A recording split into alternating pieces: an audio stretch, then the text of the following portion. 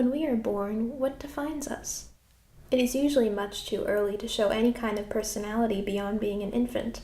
If the child is a girl, that means a tiny infant could get holes stabbed into their ears, not to mention the bows, headbands, and tutus. A lot of princess toys, just so you can tell they're a girl. If the child is a boy, that means he likes sports. That means the colors blue and maybe red. That means tiny little onesies that say ladies' man on them for some reason. A lot of machine-related toys, just so you can tell they're a boy. Of course, not all parents think like this, but there is an unfortunate majority of parents who do. But why do people think like this? What determines who is allowed to wear what colors? Who sat down one day and said, pink is for girls and blue is for boys? But what's so bad about looking? Welcome to Happiness and the City. This is Barbara, and today I'd like to continue our series of reflections about various concepts connected to communications. And today I wanted us to think about concept of network. We use that concept a lot, networking. Let's see what that concept is in dictionary first. I recommend that you love the dictionary ways. It's one of the best methods to develop precision in thinking. We like precision in iPhones, we like precision in computers, but sometimes we do not understand that we also need to develop precision in our thinking, in our minds, and in our language, because a lot of miscommunication is caused by sloppy words choice. For instance, if someone would choose very sophisticated words, the response of the listener could be very positive, and some people use very dirty words and create a lot of insults and anger, though other people love that. So it's kind of a risky thing that you have to develop a sense of the audience to know what kind of register to use in order to be properly understood. So we have here in the dictionary, network, an arrangement of intersecting horizontal and vertical lines. So let's look at the geometrical thing. So you see here that the concept of network refers to arrangement. And arrangement is connected with making decisions about order. So in this particular definition, it's intersecting horizontal and vertical lines, because if there are horizontal lines that never connect with vertical lines, there are no points of contact. And this concept is essential to understand in our discussions about social peace, because a lot of problems today in the world is not because of hatred, but because of lack of those points of contact in which people can explain their situation, they can explain their circumstances, their need to develop knowledge to get out of a difficult situation. So when there are no points of contact, there's a lot of energy focusing on creating even more conflict, because there's no way to come together in this situation. So traditionally, in political science, there is this attempt to define the geography of points of contact. We know about maps, and when you look at Google Maps, you see that the map shows how roads interconnect with each other. So there are points of contact, so that you can get from one road to another road and not have to be on one road all the time, back and forth, back and forth. So in order to create connections between the roads, there are certain other roads that connect them. And that's what we need to develop today. In social media, there is a huge number of people who love social media, who have their lives become interesting, who started connecting with many people who have affinity with their ideas, or teach them new things, or they can be taught by the participants. And we can have that because for the first time in history of mankind, social media through World Wide Web and internet created those points of contact. Now, once we have those points of contact, it doesn't mean that everything will be smooth, but there is a connection that creates hope. Because without any points of contact, there is no hope. And that often leads to very violent wars. So social media should get Nobel Peace Prize for creating those points of contact. And sometimes there are people who take one problem out of millions and millions and billions of points of contact, and then they want to attack the whole platform. And that is a form of violence, because you have to have vision of the entire network in order to have the right weight and the right way to evaluate diverse problems. So I realized that there is lack of contact around that matter, and I'll be thinking about how to solve it.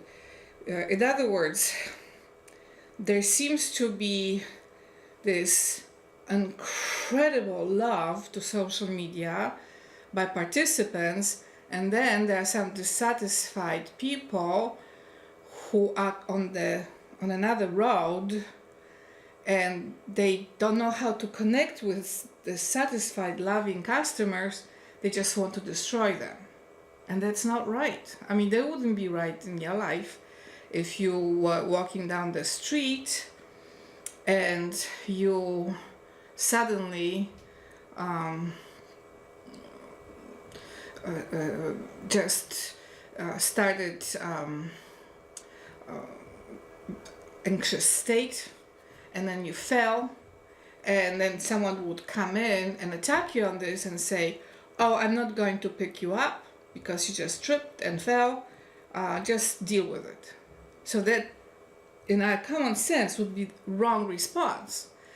So we have to have the right response to this incredible opportunity for billions of people in the world to connect with each other. I have developed a lot of peace in my heart because of that, because I can connect with people from other countries who connect then with me. We can create a rapport.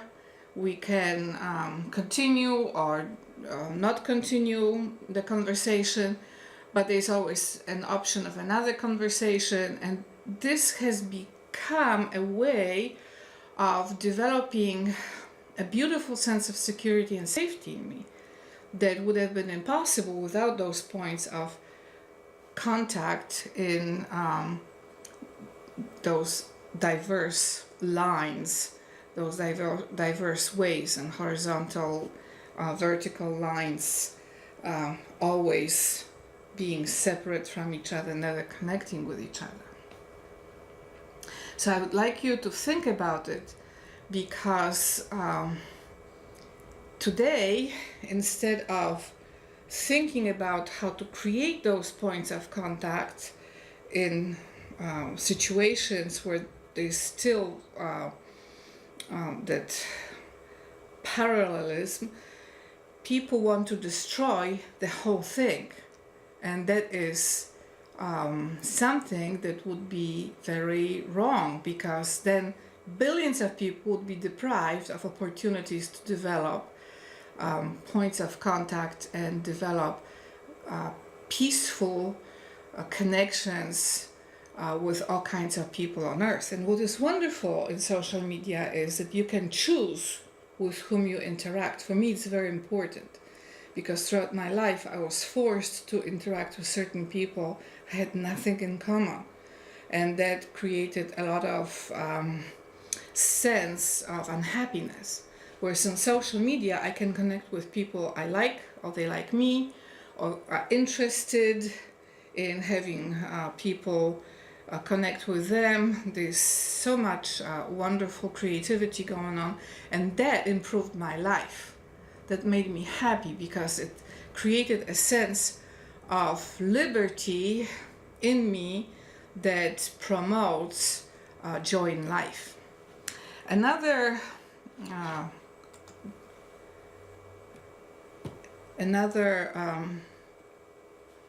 definition in this particular set is that network is a group or system of interconnected people or things.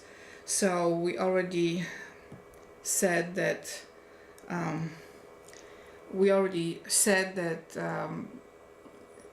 the networking creates points of contact between diverse lines and then connects people or things.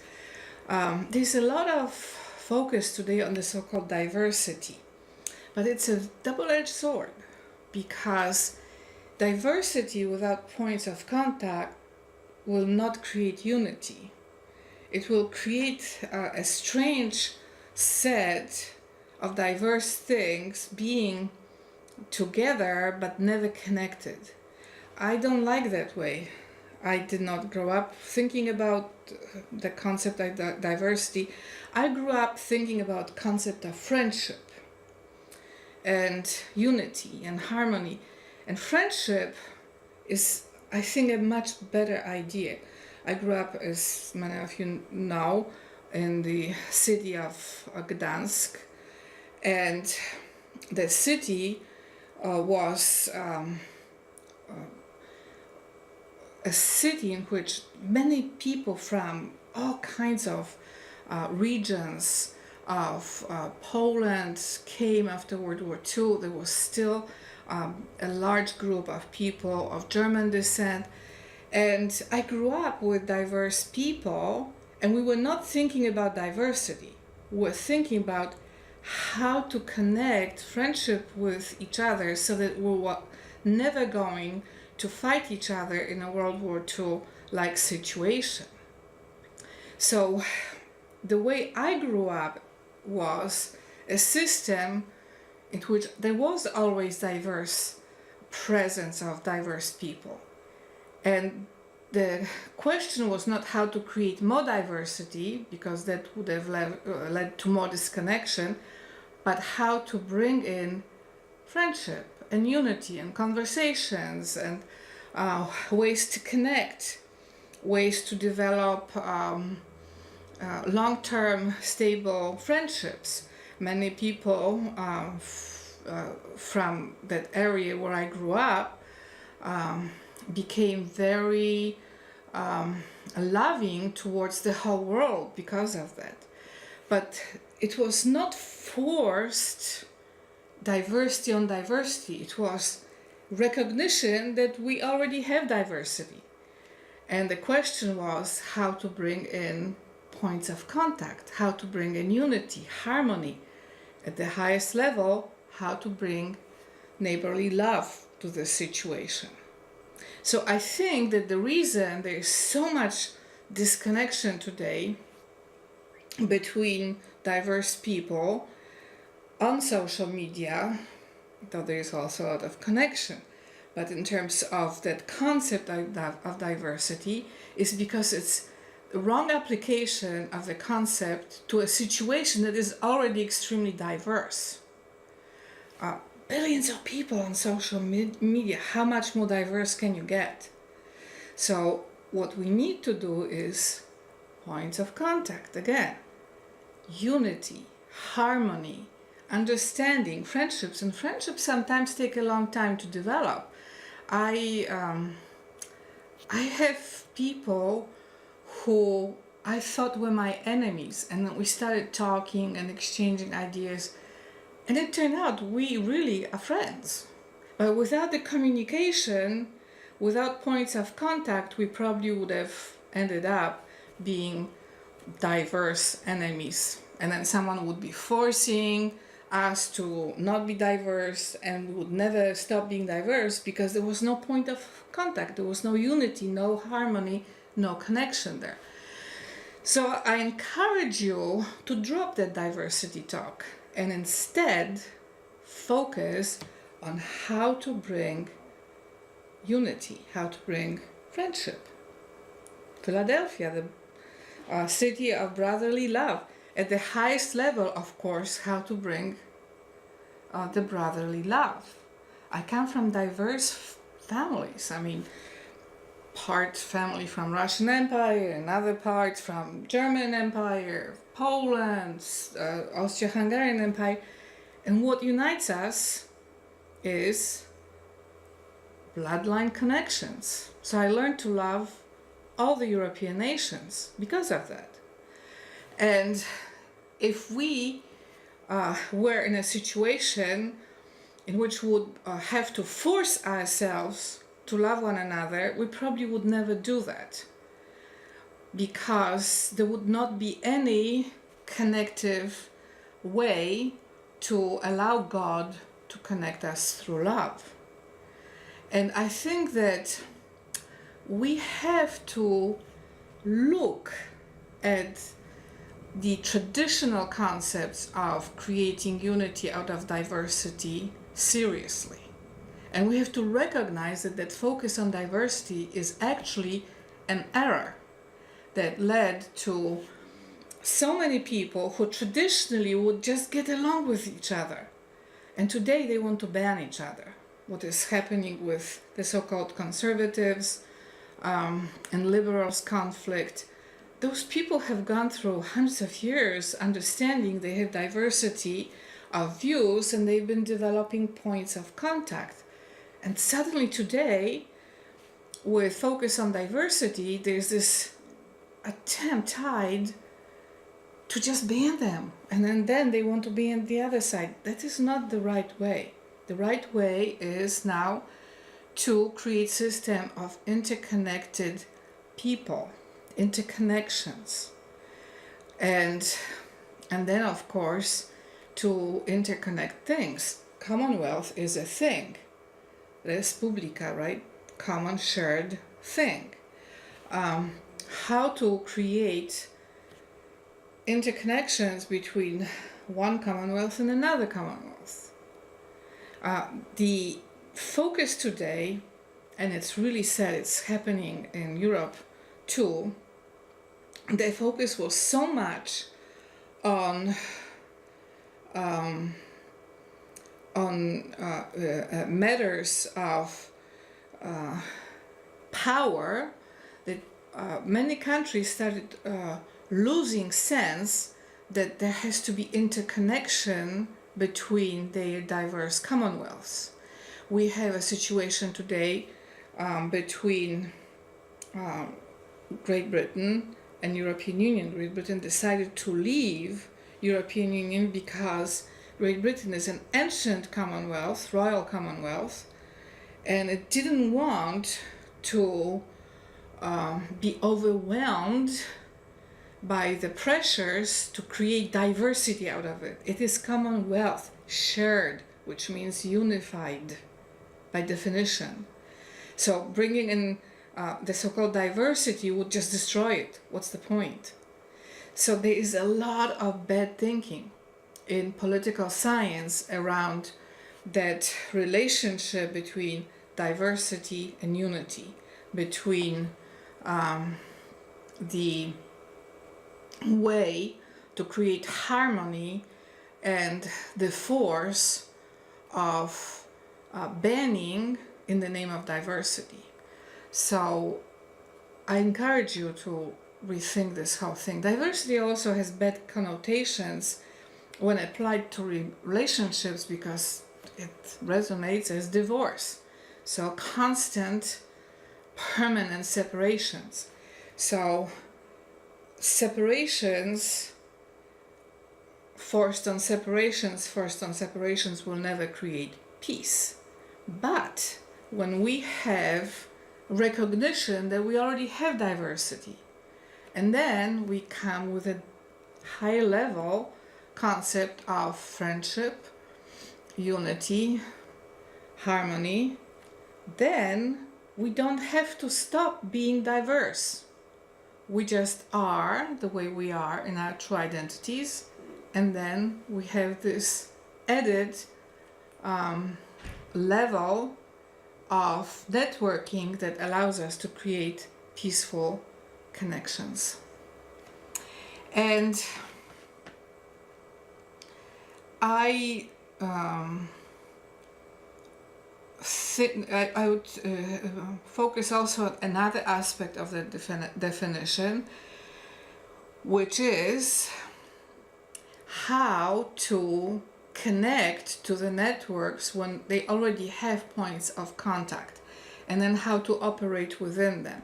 And those are important questions. And again, if we have a network like Twitter, for instance, or Facebook, or Google, and if we allow people to connect and then learn how to interact with each other and operate harmoniously, we don't have to have censorship or banning, because it will create a way of knowledge about the way to act in such networks. And it is an educational thing. Like, we have to learn letters of alphabet in order to write and read. So the same here, because if people come in with this expectation of a loving heart to a network, and then they get on the platforms, and then suddenly they are banned or they are suspended, it kind of traumatizes them, because this never happens in real life. Like, you don't go to a store and are suspended for life because you said something nasty to the customer service. Customer service is used to people venting their dissatisfaction about certain products or about the way they were treated, and good customer service is there taking it in and trying to create what? Harmony, good outcome, so that the customer keeps coming back and purchases things again and again and again. So that's the way we should deal also in social media. When we have billions of people as customers, we have to develop ways to create harmony, unity, peace. And we should forget those forced suspensions, banning, with a few exceptions when sometimes it's necessary, but it shouldn't be as the way to deal with people not having good points of contact with each other. And I think that's where the future is. In this educational way, like we all know in colleges and in schools, and that will open up points of contact in ways that are really magnificent. So this is the learning direction we should go towards, and we should abandon censorship. That's not good. It creates a sense that someone wants to control what you see and what you hear, and that somebody who may be a very stupid person wants to tell you how your intelligent life should develop. It creates a certain resistance within everybody, because people love freedom and love learning in the direction in which they are guided to learn, not forced to learn. The traditional educational theory always teaches that a teacher should be a guide. The teacher shouldn't force the views on the student, but guide the student so that the student develops his or her knowledge within her own individual life. So that's where we should also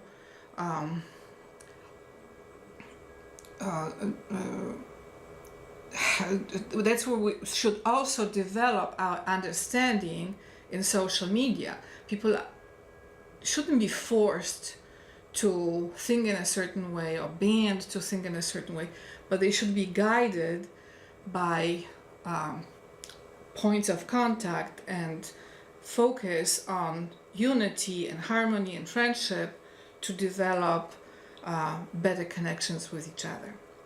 Thank you so much for listening to my remarks about this very important topic, and I encourage you to read more about networking and develop beautiful networking.